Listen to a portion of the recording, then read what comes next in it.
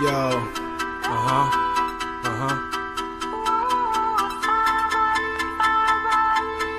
It's where we at, somewhere in the mind. Hey, yo.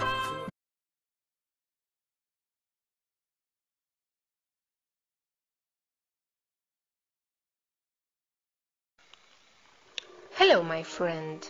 Thank you for being here. I wish you wisdom. Today I want to talk to you about the Hermetic principles.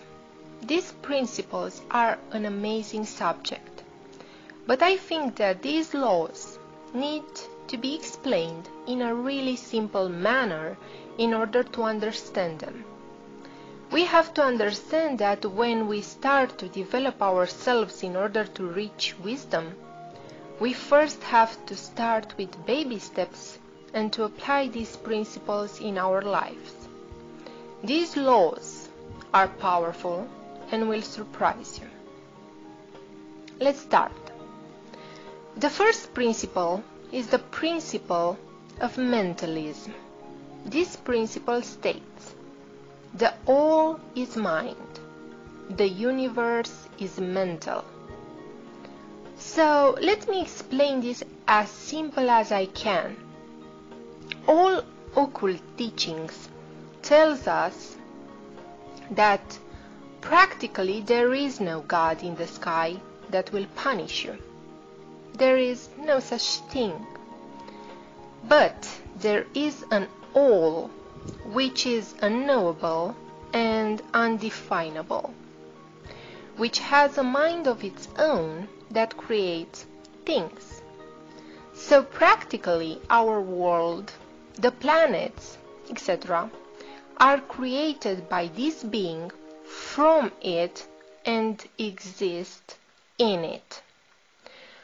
All that there is a creation of the mind of the all.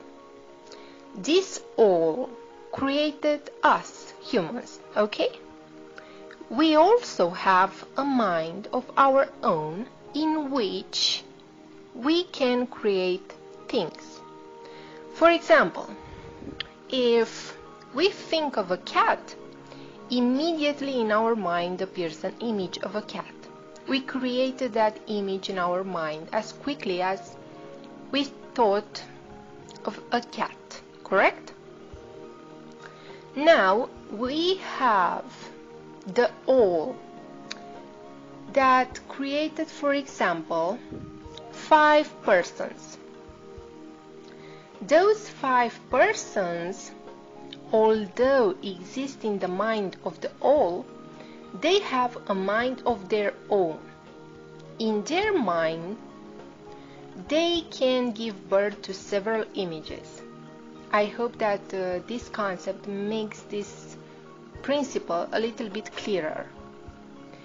Okay, now, how can we use this principle of mentalism? First of all, you have to understand that the idea is the key. Let's say that you want to earn more money, for example. Let's take this case. You go in a quiet place, you stay in silence, breathing in and out, and then you think about how can you create more money. Immediately in your mind appears an answer. Let's say that the answer is start being a business trainer. That's just an example. That idea is a creation of the mind. All is mental. But you see, you cannot bring that idea into a reality until you do some stuff. So practically the ideas that you have in your mind can come into existence. An even simpler example. Let's say that a woman wants to have a baby. She first thought of it, right? Remember, all is mind, all is mental. But before she transforms that idea into a reality, she has to enter into a process, correct? All is mind. All starts from the mind. Remember that. Okay. The second principle is the principle of correspondence. As above, so below. So below, so above. So within, so without. Okay. All these principles work together perfectly, and you'll start to see that as we go on. I will try to explain this principle as simple as I can. Let's take the following example. You prepare a great apple pie. In the first few minutes that you put it in the oven, it will not have any impact on the space that is outside the oven, correct? But as the time passes and as the pie starts to cook, soon that smell of apple pie fills the entire kitchen with its beautiful aroma, correct? That's the simplest way that I found to make you an idea how this principle of correspondence looks like in our reality. I'm sure there are many other examples. Okay. How can we apply this principle in our life? First of all, look at what you think and feel right now. Do you feel depressed? Well, that's what you project outside of your interior oven. The answer that you'll receive back will be the same. What you project outside is what you get. Make this simple exercise. Watch yourself in the mirror and smile. The mirror will reflect back to you your smile. As within, so without. As you feel inside, as outside your reality will be. So change your thoughts. The third principle is the principle of vibration.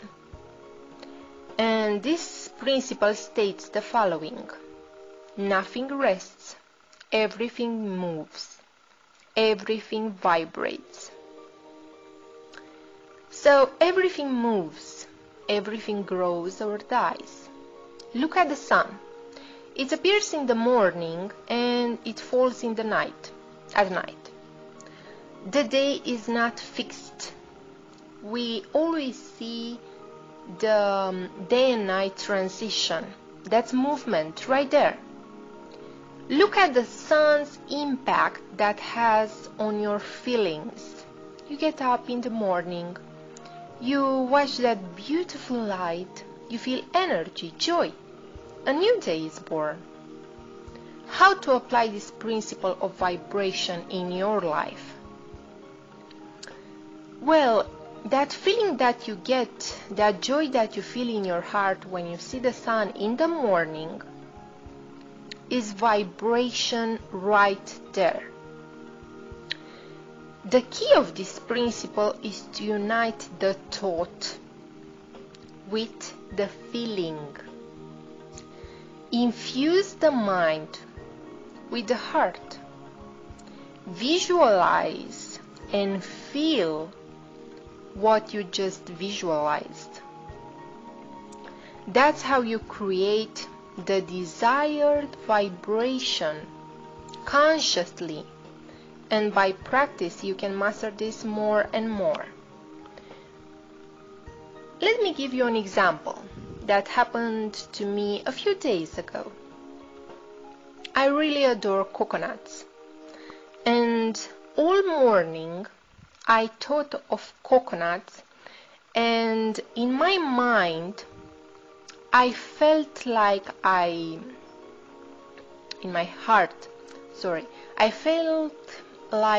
almost tasted the coconut water.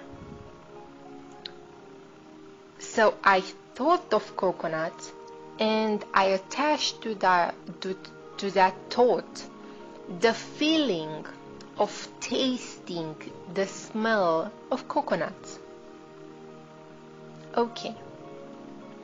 To my amazement, one coworker came to my desk and put right in front of me a bottle with coconut water because she thought that will do me good in the morning. You think that was coincidence? No. There is no such thing as chance. You, using the power of vibration, can bring things to your table. You have to understand one thing. The mind creates images. Looking at those images, you can create feelings. The heart creates vibrations. And you have to understand that all around you vibrates. The trees vibrate. Using this power of feeling, you can create more synchronicities in your life. You just think and feel the thought. Then you create whatever you desire. The principle of polarity. Everything is dual. Everything has poles. Everything has its pair of opposites. Like and unlike are the same. Opposites are identical in nature, but different in degree. Extremes meet. All truths are but half-truths. All paradoxes may be reconciled. You see this principle everywhere. The day, the night. Hot and cold. South Pole, North Pole. This principle is all about the transmutation of a thought into its opposite. How to apply this principle in your life? Let's take the following example in order to understand better how this principle can work for you. You are in the parking spot and you see this mature lady entering in this really old car. The paint is faded and it's so old that it almost looks dirty. And the following thought appears in your mind and the feeling of disgust rises. What an ugly, rusty old car. Okay, now, what's the opposite of that thought? You can now transmute that thought by thinking, how many beautiful memories must this lady have with that car that she still uses it today? Suddenly, you start to feel appreciation for that car. You start to think that although it's so old, it still works like a charm today.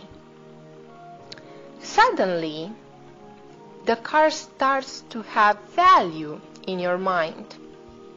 So you just switched from a thought to another.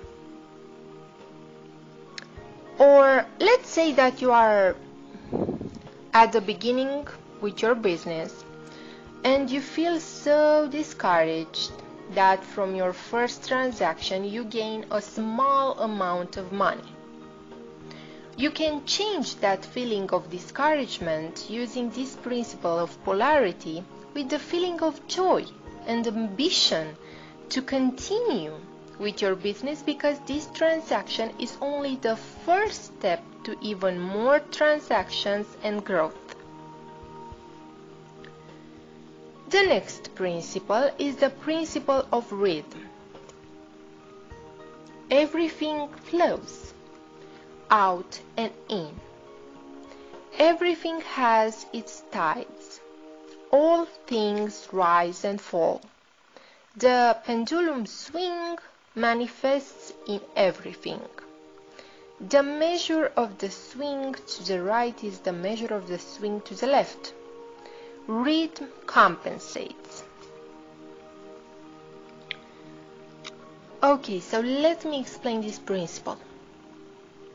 When you put your hand on your heart, you feel a certain rhythm. In everything there is manifested a measured motion. When you breathe, there is motion. The ocean waves have their rhythm. To visualize the principle of rhythm, you can think of a pendulum which swings back and forth, left to right, left to right. How to apply this principle in your life? Let's take the following example. This one is really simple. Someone at the circus is walking on a rope. While walking on that rope, the man has to maintain the balance in order to keep his center of mass. Let's say that the performer starts to go a little bit to the left. So the key technique right here is to keep in mind that he has to maintain balance, the balance of his body.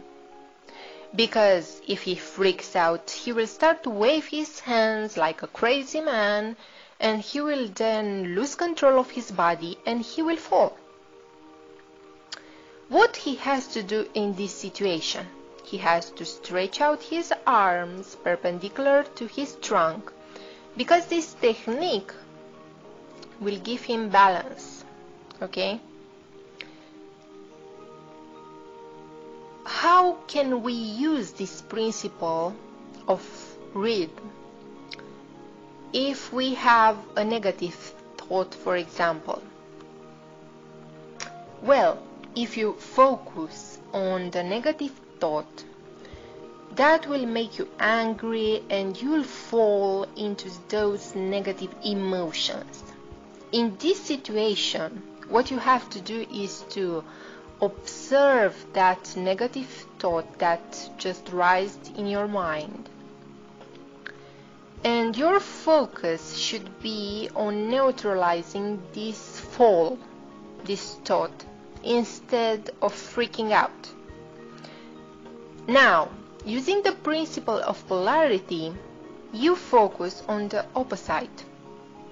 The key of this principle of rhythm is having balance and knowing how to alternate your thoughts like the man on the rope at the circus. Okay?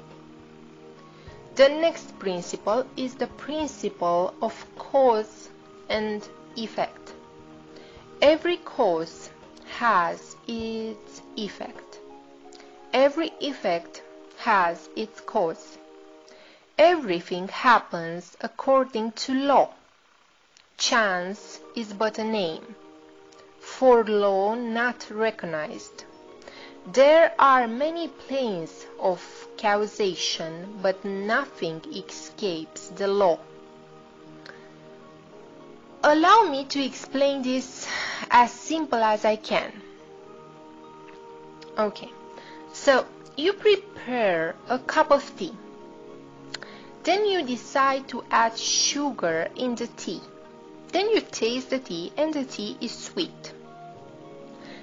The cause is the decision that you made and you add the sugar in the tea. The effect is the sweetness. Okay? Correct? You have to understand that everything you do has a consequence. A great thing that Anthony Robbins said, if you do what you've always done, you'll get what you've always gotten. How to use this principle of cause and effect?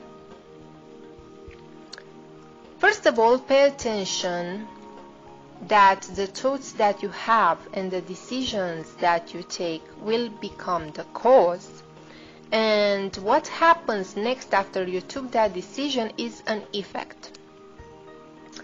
Let's take the following example. Today you are in your house and the house is a total mess and you don't have any clothes washed, and tomorrow you are supposed to go to a job interview. You are feeling lazy today and you decide that you'll wake up tomorrow morning and prepare for the job interview. The clothes, the cleaning, everything. When tomorrow comes, you unfortunately wake up late, you don't have any clothes washed, you look like a total mess, and because you don't feel comfortable, you don't get a job. The decision that you made has a bad effect on you, and the result was that you didn't get a job, correct? You have to understand that this principle of cause and effect is a trial and error principle. You learn by experience. You have to start to throw away the habits that don't serve you. You have to look at the people who surround you and to move if the movement serves you, not because it serves other people's realities. You have to understand that you have to create the right cause for you in order to obtain the desired effects. You have to become the mover, the creator of your own life. Don't get carried along, obedient to the environment and the wills of others that you think that they are stronger than you. Come back and become a creator again. The last principle is the principle of gender. Gender is in everything. Everything has its masculine and feminine principles.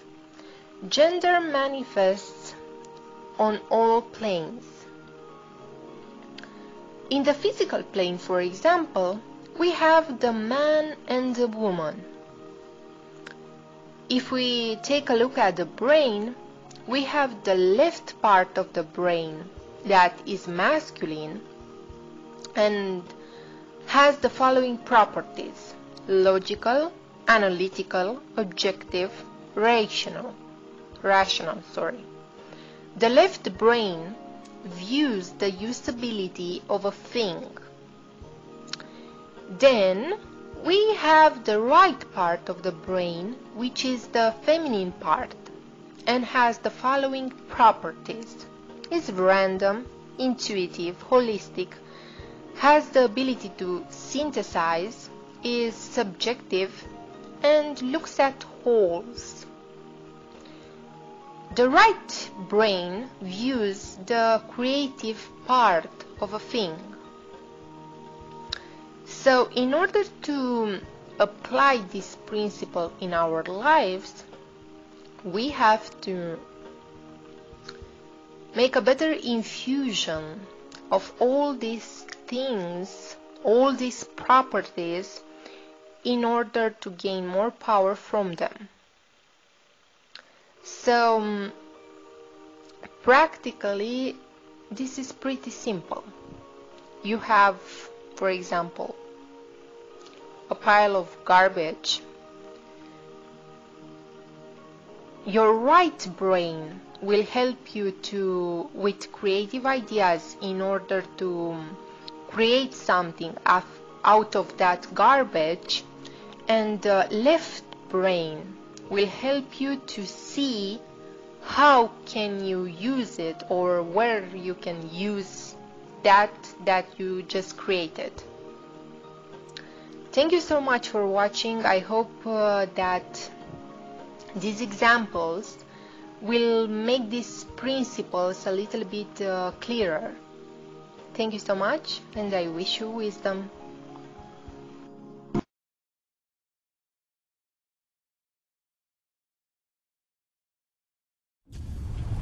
Asasea mponenwa awodie mu a wosama ya adanedie mebewu a medanwo metiase a medanwo dwe damnifa dwe.